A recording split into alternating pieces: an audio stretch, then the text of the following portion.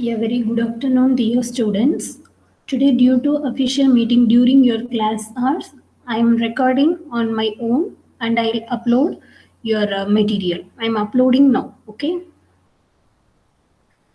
So, under paper chromatography, in the last two classes, what are the titles we have discussed? Just will revise and then we will move on to the today's topic. Okay. So, under paper chromatography, in the first class, we have discussed about history. Who discovered paper chromatography? Martin and Sinch. Then about chromatographic parameters. Under that, we have discussed principle of paper chromatography, then stationary phase, where we have discussed what type of material, what is the composition of stationary phase, and how we need to select the length and width of the paper. What is the dimension? Then about mobile phase, its composition, chamber saturation, and chamber saturation time or pre-saturation time we have discussed.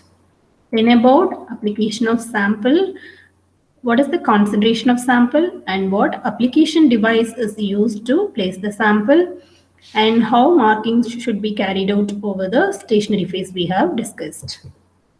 Then as the fourth parameter, positioning of stationary phase was discussed.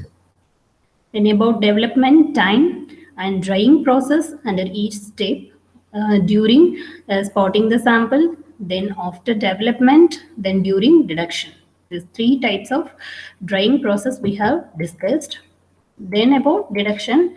Under deduction, we have discussed two methods, destructive and non-destructive methods. In that, destructive is reagent method, where non-destructive is fluorescence deduction. For amino acid deduction, as an example, we have discussed about amino acid deduction. And what color of zone is appeared, what is the drying temperature, this all has been covered. Then regarding deduction of spot, we are calculating by using three parameters. One is RF value, RX value, and RM value, where RX value and RM value are not widely used, commonly used for the deduction, where most accurate and commonly used qualitative parameter in planar chromatography is RF, that is retardation factor. It is nothing but the ratio of distance between compound and solvent from the origin. What is ideal RF value? 0.1 to 0.9. Distance how we'll calculate from the center of the spot for sample and from the solvent front to baseline is for solvent. So the ratio will be giving you the RF value. And next we'll move on to today's class. We'll discuss about development techniques in paper chromatography. What are the different development techniques? Development means separation techniques. So from the sample spot, how your sample is getting developed for getting separated. To get separated, how it is getting developed on the stationary phase. Okay, how it is developed?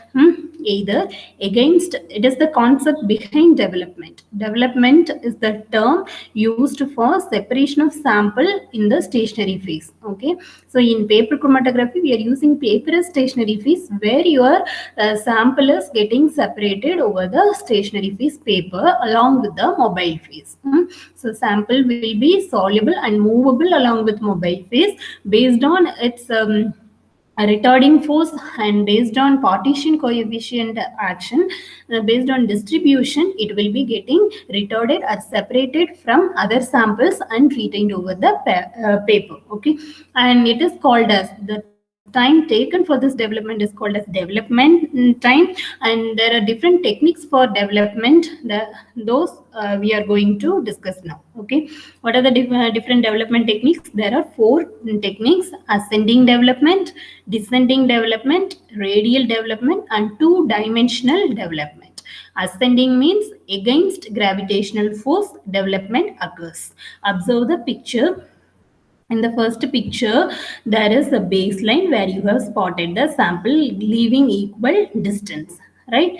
And then solvent is allowed to move for development where the sample is getting separated, individual parts are getting separated within the developed region, that is it is allowed to reach solvent front. So within solvent front all the samples have been well separated, and it is moved against gravitational force, that is moving up. Solvent is moving against the gravitational force, that is called as ascending development, moving up.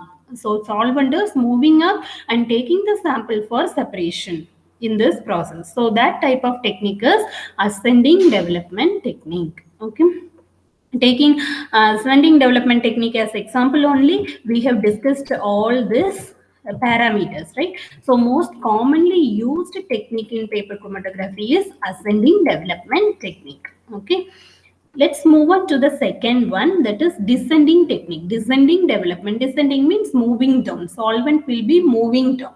Then how you will keep your solvent in the upper portion? How you will will be keeping a tank to place the mobile phase over the mobile phase chamber. So where it will be carrying your mobile phase in the tank, and you can place the paper inside the tank like here. Okay, can place the paper inside the tank. This is mobile phase. You are placing the spotted sample. Here is the baseline. With the help of rod, the paper is kept inside the solvent, and here is your samples. There are 4 samples you can spot in this. Likewise, according to the dimension and size of sample, you can reduce the paper width and length also. So here there is example for 4 sample to keep for descending development, and it is kept inside the closed chamber like this. Okay, you are spotting the sample, placing it in the tank of a mobile phase where the paper is holded by means of a rod. This is the rod you can see, anti-siphon rod. It should not react with the paper. So that what material the rod is made with? Anti-siphon rod. Anti-siphon rod, and this will hold your paper inside the mobile phase. So your paper is immersed inside the mobile phase, but the baseline is coming out, okay, out of the mobile phase. It is not immersed.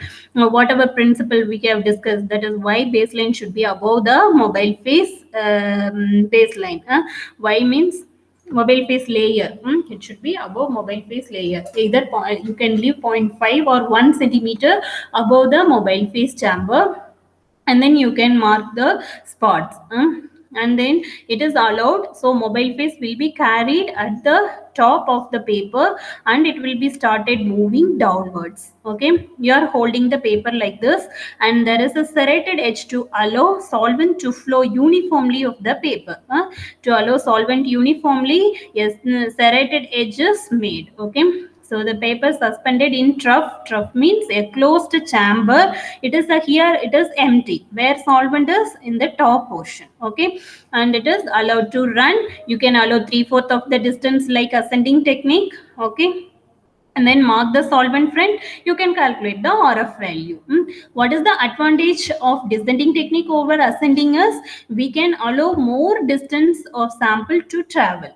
Okay, we can take a big tank and more distance it can be allowed, so mixtures can well separate into individual spots, unlike ascending technique. And towards gravitational force the solvent is moving, so the movement also will be very fast. Okay, ascending means against gravitational force. For jumping will means for going up or climbing steps will consume more energy, but for climbing down or coming down will be having less energy, and we can come fast, right? You just imagine climbing steps in your upstairs. How you will be going with a full energy. Even in college also we cannot climb the steps only, right? We'll be taking more energy and will climb, but to go down through the steps will be running very fast. Likewise, descending technique, spots also will get separated very fast, and with we can allow more distance for running, so that so it will get well separated spot. But it will consume more mobile phase than ascending technique. That's why we will not prefer much descending technique than ascending technique. Okay, so ascending is used widely. So this is about descending development technique. You can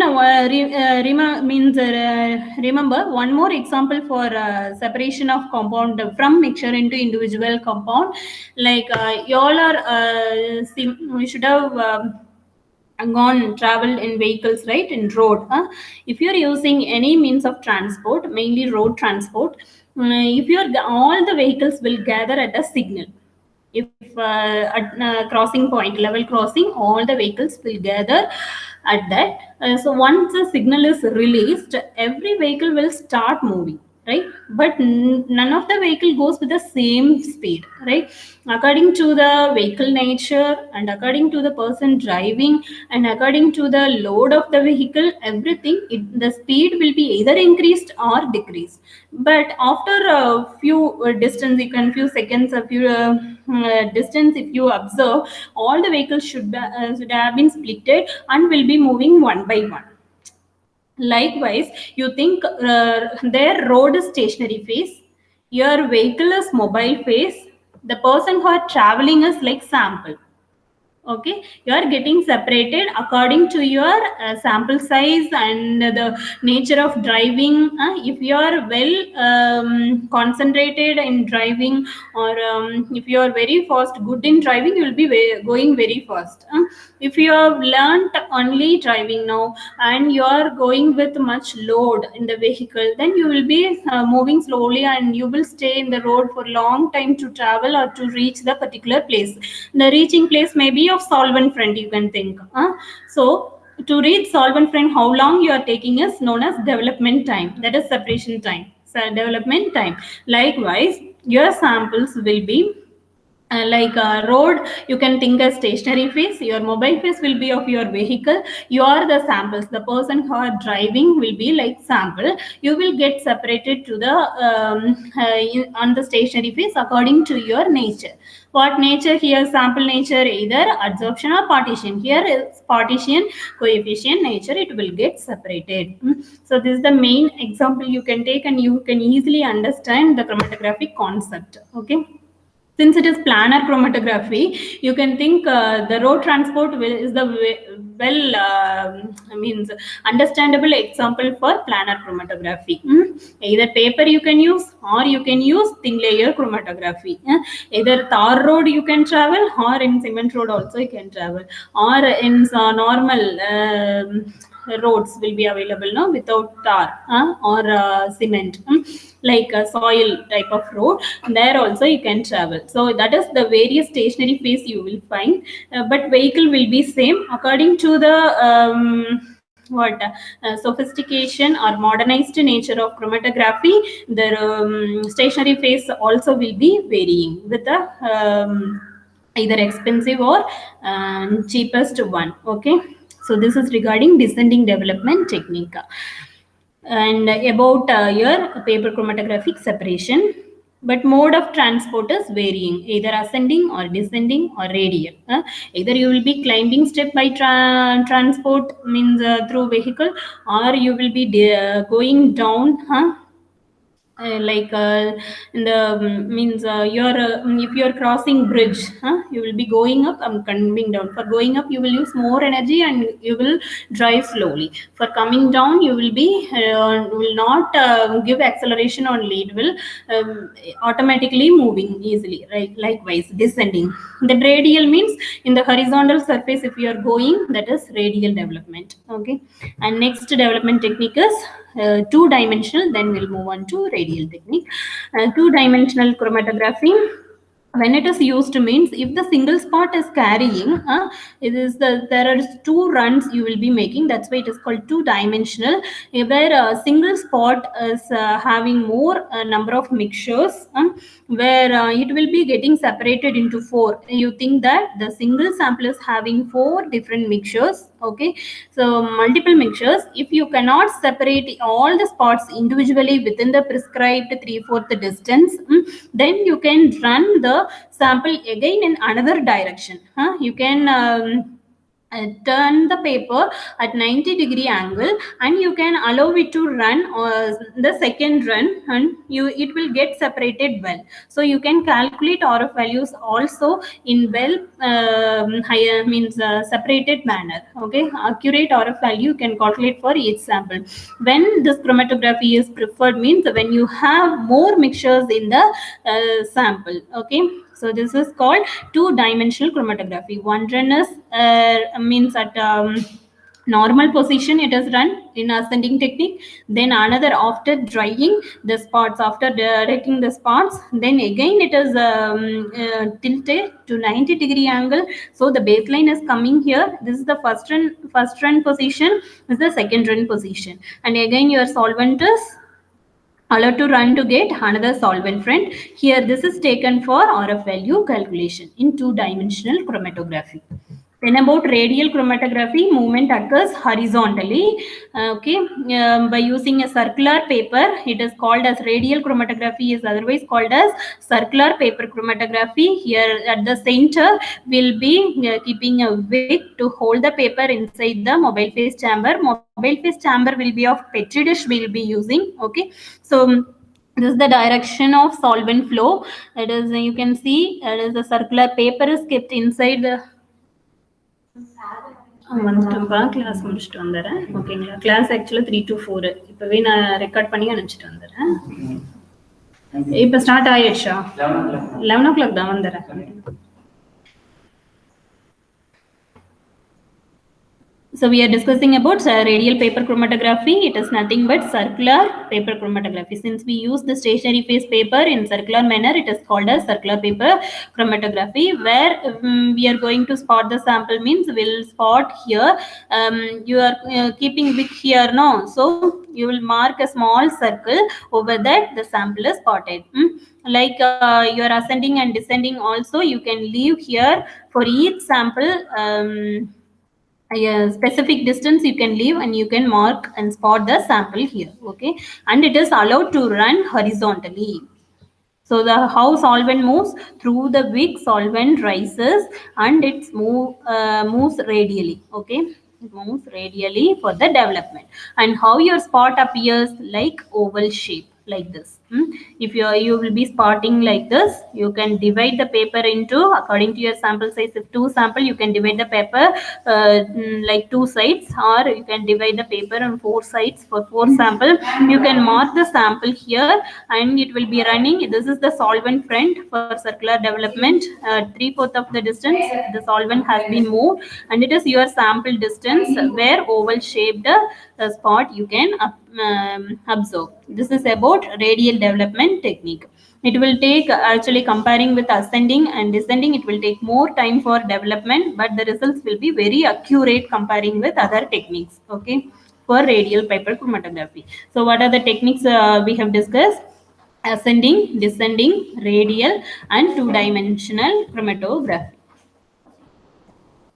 There are 4 development techniques: ascending development, descending, radial, two-dimensional chromatography techniques.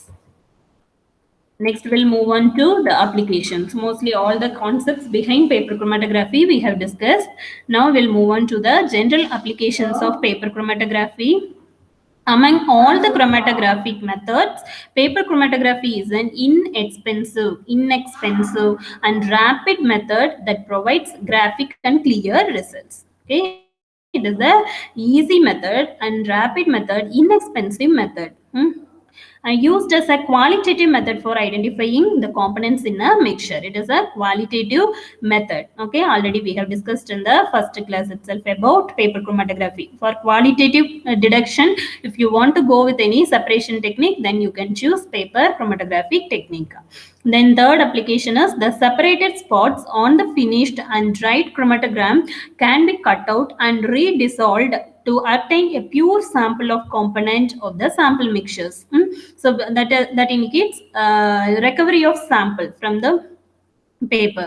If you want to recover the sample, what type of deduction technique you will choose? Then we have 2 deduction techniques, right? What are the 2 deduction techniques? Destructive and non-destructive methods. So if you want to recover the sample by means of cutting out the paper and to resolve the sample, we can go with fluorescence detection, non-destructive method, in view of recovering the sample. Then next application is it is used in several scientific studies in identification of unknown organic and inorganic compounds from a mixture. So identification represents qualitative analysis.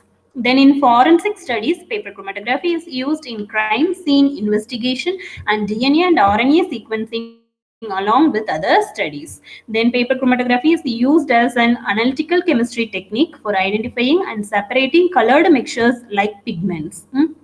So it can be applicable in all other fields also, forensic studies, then commonly in analytical chemistry technique for research purpose and for laboratory purpose. For separation of different mixtures, it is applicable, either colored pigments or colorless pigments. Okay. Then sugars, amino acids, lipids, and nucleic acids and other biomolecules can be easily identified by spraying with appropriate reagents. If sugars are reacting with bendic reagent, then we can use proper reagent. If amino acids are reacting with ninhydrin, then we can identify amino acids by means of spraying with ninhydrin, like lipid. Likewise, the different compounds will show color with some specific reagents. For that, by using appropriate reagent, we can detect it. Okay, even biomolecules also can be detected.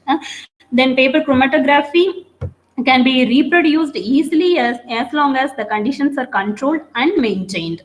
We can reproduce the chromatographic technique. That means we can repeat many times with the same technique, the same stationary phase and mobile phase by washing the paper with a universal solvent called methanol. We can wash out the paper with the already run sample. We can wash so that the interferences will be removed. Then we can activate the paper at 105 degrees Celsius for 1 hour. Then we can go with next development. So we can reproduce the stationary phase easily for under controlled conditions for further use. That is reproducibility. So these are the various applications. What are the applications? Paper chromatography is inexpensive and rapid method. It is qualitative method, and we can recover the sample by means of non-destructive detection. Then identification of any type of organic and inorganic compounds from a mixture. Then it is applicable for forensic studies to investigate crime scene and DNA and RNA sequencing with other studies. Then analytical chemistry technique, it may be applicable for identifying different mixtures. Okay, colored mixtures or colorless also we can detect. For research purpose and for laboratory purpose, it is used in analytical chemistry. Then all other molecules like sugars, amino acids, all biomolecules can be separated and identified by using the appropriate reagents, by using destructive methods. Reagent method we can identify, and we can reproduce the paper chromatographic technique in a controlled conditions. This is about general applications. Then let's see about pharmaceutical applications. What all the compounds are separated. This we have discussed in general. Then also some specific examples we'll see for separation and identification in pharmaceutical field. Okay, what are the different types of compounds are separated by paper chromatography? The first one is amino acids and organic acids are separated. Then alkaloids are separated. Polysaccharides, proteins and peptides, natural and artificial pigments, inorganic cations, plant extracts, reaction monitoring, isolation and purification. These are all the different pharmaceutical applications of paper chromatography. Okay. So with this, I'm concluding the paper chromatographic analysis discussion. In the next class, we'll move on to thin layer chromatographic techniques. Okay, in the planar chromatography, the next part is thin layer chromatography. So we'll be moving with TLC and HPTLC analysis discussion. I hope you all have understood the concepts behind paper chromatography. We have discussed the history, introduction on paper chromatography, and then all chromatographic parameters that you will come across in paper chromatography. And all the concepts also have been discussed under paper chromatography. If you have any queries, you can post it in the classroom app. Okay. Thank you all for patient listening. In the next class, we'll meet. Merry Christmas and Happy New Year to all. Thank you.